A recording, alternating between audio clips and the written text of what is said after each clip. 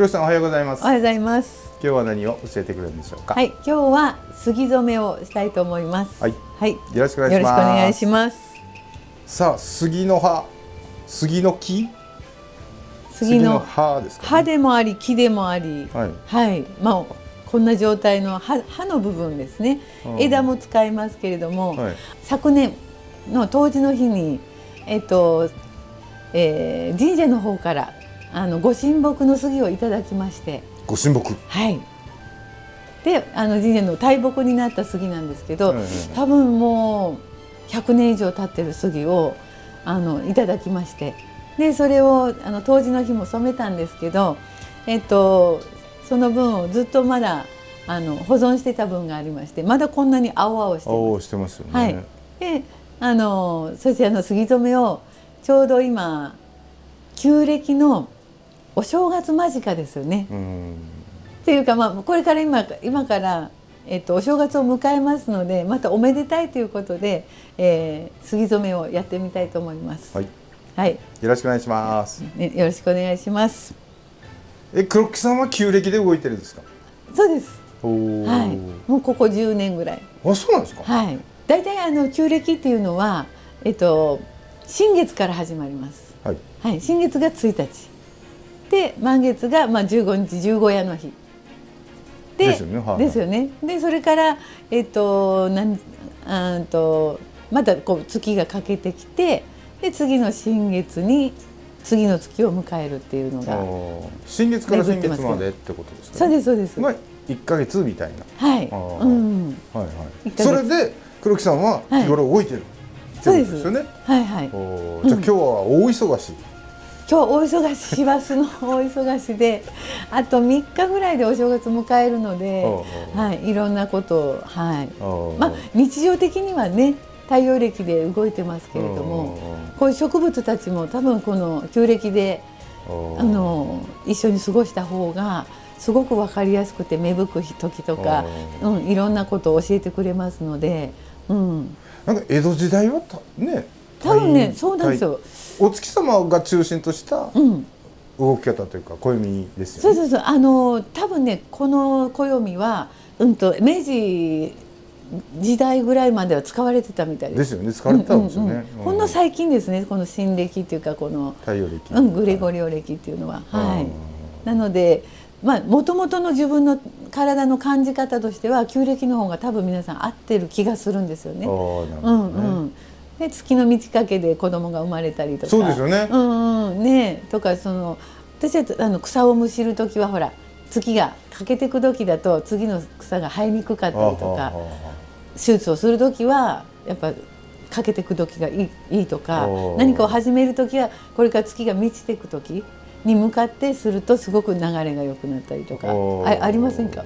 なんか種をまく時はなんとかとか聞いたことあります。そうですね。やっぱりね、種もだし染めもやっぱそうなんですよね。あと収穫っていうのも土曜は避けたりとか。はいはい。そうなんですね。そうなんです。黒木さんいろんなこと知ってるんですね。いや知ってるっていうか、まあ普段そんな感じで、はい、あんま知らないんですけど、こうかなみたいな感じでするとピタッと合いますので、体も月のリズムですよね。女性は特に。そうですね。月のものが。月のものって言いますよね。ね、だからまあそういうのも含めてより自然な流れに沿ってると思って、結構楽しいですよ。なるほど。で、その太陰暦っていうんですかね、月暦、お月さんの暦の中で今日は大晦日から3日前です。3日前。で、この杉の葉で染めるっていうことは何か意味があるんですか。まあなんかね、自然とこうやってきてくれたんですけれども、そのお正月っておめでたいじゃないですか。で杉とかもやっぱ神さんのとこにね、神社にあったりしてやっぱり日頃守ってくださってますので、まあおめでたいお正月に向けてよく杉をこう飾ったりもしますよね、お正月に。そうですよね。あれどこですかね。魔除けで杉の杉玉を、杉玉ですか。杉玉ボールをねありますよね。ありますよね。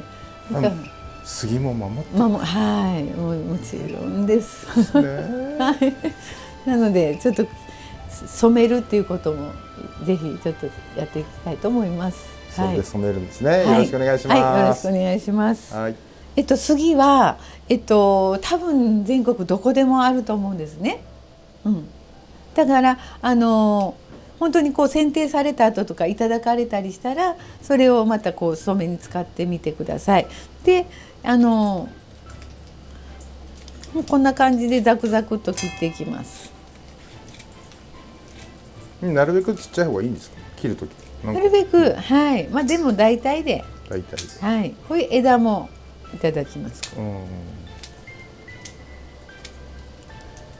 んな感じですね。杉をいただかれたら、こんな形に切っていただきまして、はい、で量としてはお鍋の8分目ぐらいがあるといいかなと思います。で手順的にはまずお水を張っていただいて、杉を入れてもいいし、杉を入れてお水を張ってもいいですよね。でそこから塩を一つまみ入れて今火をかけている状態です。香りしますね。香りがだからこの切った状態でもうすごい香りいいんですね。杉の香りがもうこれだけでもすごい癒されますけどこうやってしてまた煎じることで家中がね香りよくて、で浄化になりますので。なるほど。はい。家中がこう浄化してくれて、ちょうどやっぱね年明けを迎えるのにちょうどやっぱりいいタイミングだったような気もしたりしてます。で杉は意外とこうこれね1ヶ月ぐらい経ってもこんなに青々してるわけですよ。っていうことはものすごくこう自分の葉っぱを水分を閉じ込めているってことですよね。なので煮出すのにもね結構時間がかかります。なので沸騰するまでも時間がかかるかもしれないんですけど、沸騰してから約今1時間ぐらいこれは煮てます。1時間ぐらい今ちょうど煮込んでますね。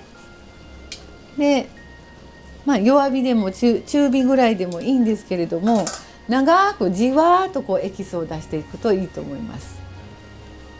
もうそんな難しくないので、もう普通に火をかけていただいて、できるだけこう火のそばから離れないか、ちょっと目の届くところにいていただければいいですね。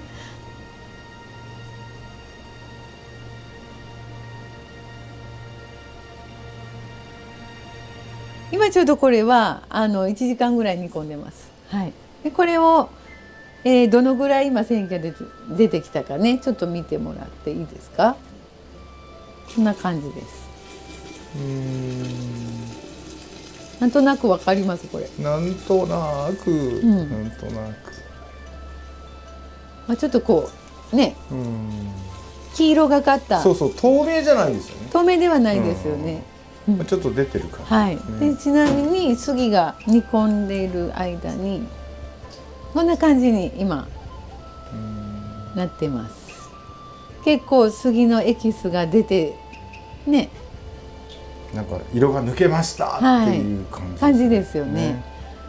でも若干ちょっと緑も残ってますね。なのであともうちょっとね、あと10分20分ぐらい煮て、今の間に染めたいものの準備を、しましょうかね。あともうちょっとかな。はい、じゃあこれで一旦ちょっと置いて、そしたらもうそろそろ、染液をねこしていきます。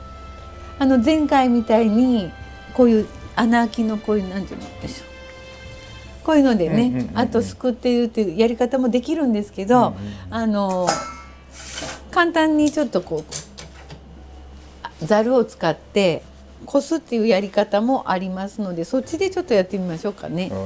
で普通にお鍋が下にあって、これは大きいですけど家庭用のお鍋でもいいですので、お鍋の上にお家にあるざるを乗せていただいて、で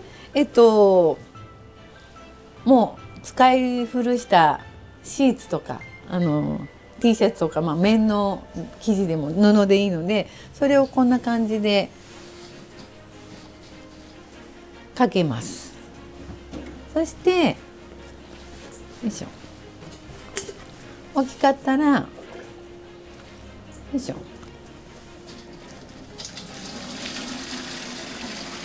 そしてこしていくと、ね、細かな葉っぱとかも取れますので、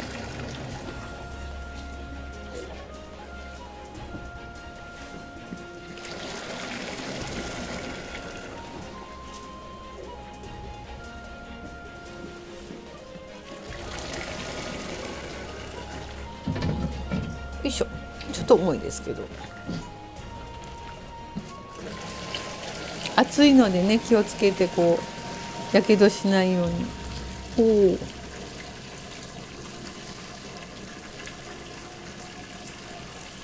おお、結構取れましたね。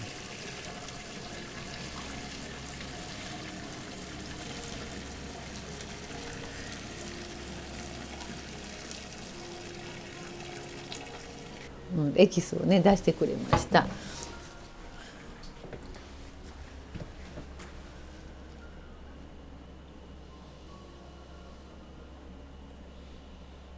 高いですね。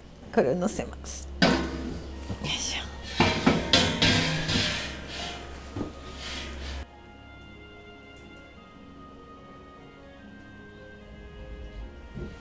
そしたらですね、今日は意外とこう染液がたくさん取れたので、綿のタオル、これはガーゼで作ったとてもね気持ちいいタオルです。これとシルクのストール、この間もね染めた、こちらを染めたいと思います。はい、はい、でこちらまずねぬるま湯で浸水していきます。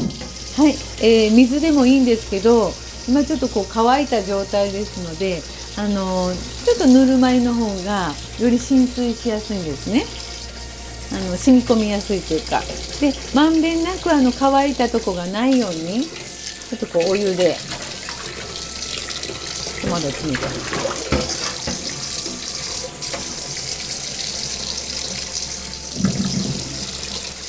で綿のタオルはあらかじめ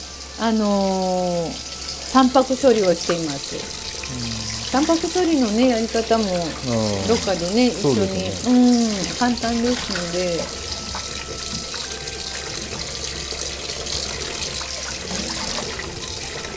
これはもう定番のシルクのストール。これね92歳のご夫婦が織ってくださってます。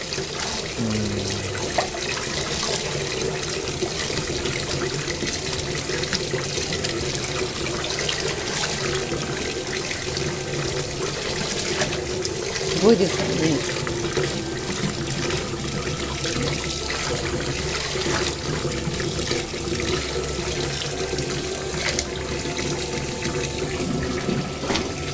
こんな感じですね。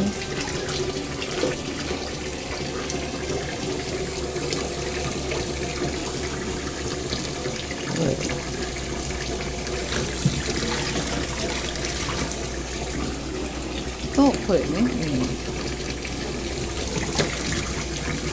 ガーゼの場合はタンパク処理しないとあまり染み込まないということですか？ガーゼは綿って言って植物の繊維でできてますので、全く染まらないです。全くって言ったら染まることもあるかもしれないけど、シルクは動物性ですよね。だからタンパク質がもともとついてるので、そのタンパク質に色が入っていくんですけど、綿はもう植物なので、大豆のタンパク質を生地につけてあげるっていうことで色が入っていきます。はい。そうしましたら、次の染液に生地を入れていきます。シルクから入れますね。よいし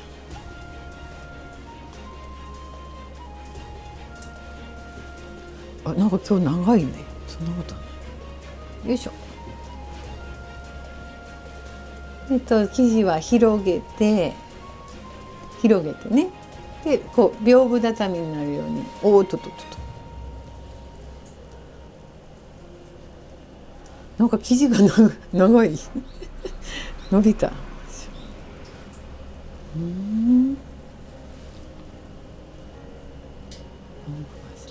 で入れていきます。であんまり固く絞らなくて大丈夫ですので、ゆるく絞っていただいて入れます。その方がムラになりにくいので。はい、入れました。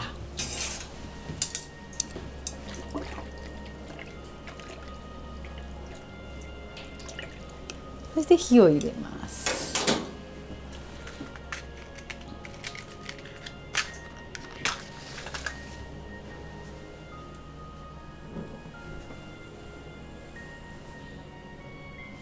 はい、ちょっとね、中火よりも弱火、ゆっくり煎じていきます。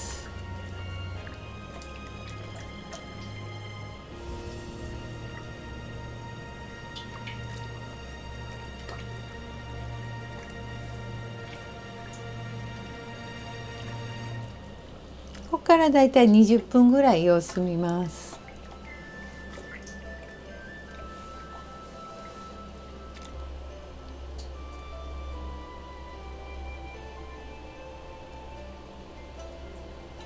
黒木さん、杉の葉の薬効みたいなやつあるんですかね。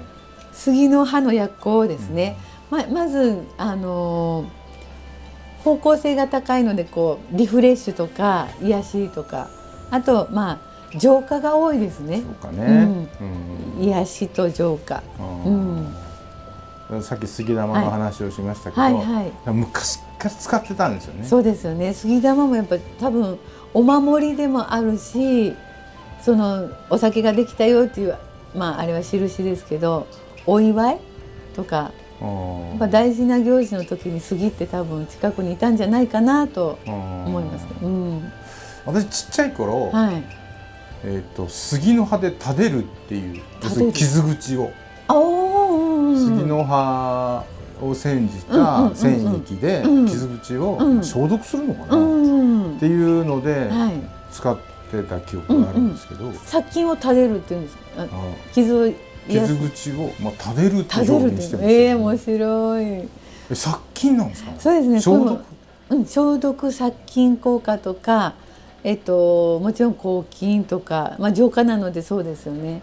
あとその治癒力、傷を癒して、それをまたこうなんていうのかな、新しい皮ができるように促進してくれたりとか、そういうのはあると思います。やっぱりそういうパワーがあったんですね。あったと思います。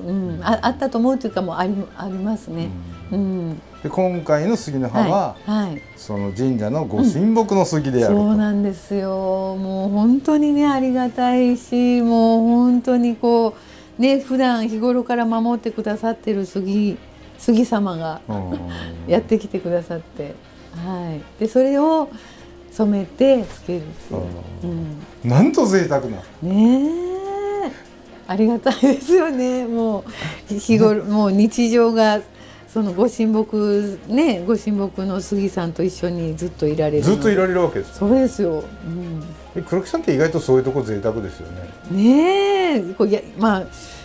なんだろう、こっちからはね、くださいとは言えないので、気がついたらやってきてくれて、やってきたんです。でも普段皆さんが日常で過ごしているああいうところにある杉たちもみんなやっぱり見守ってくれてますので、神社に限らず。でもそれでやっぱり家を建てるっていうのは何かあるんですかね。ですよね。守るとか。だからやっぱりなんか杉材でやっぱり家建ててましたよね。で呼吸をしたりとか、その香りもいいですしね。で、成長も早かったっていうのも言われてはいますよね。であとまっすぐこうまっすぐ杉って曲がらないですよね。そうなんです。電柱になってたの。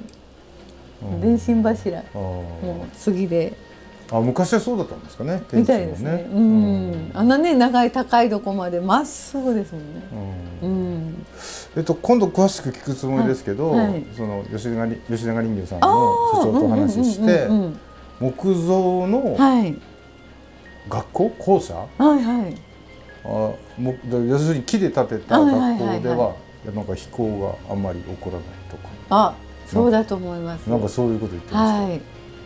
やっぱ木育でね言われてるように香りとか手触りとか、まあその中でも杉ってやっぱ呼吸器系っていうか、やっぱいいんだ。いろんな意味でね多分あちこち研究されてると思うんですけど、杉に囲まれてうちの父とかはやっぱ寝てました。わざわざ杉の板を囲んで、っ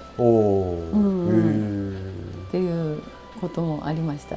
なんかでも杉の話すると、これから暖かくなって、花粉が飛んで、なんか敵視されてますよね。でも本当は私たちの役に立ってると。もちろんです。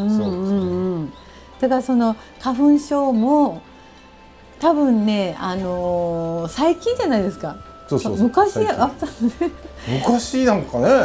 普通にね、まあ杉が大量になんていうのかな、植樹され始めたのもあるみたいなんです。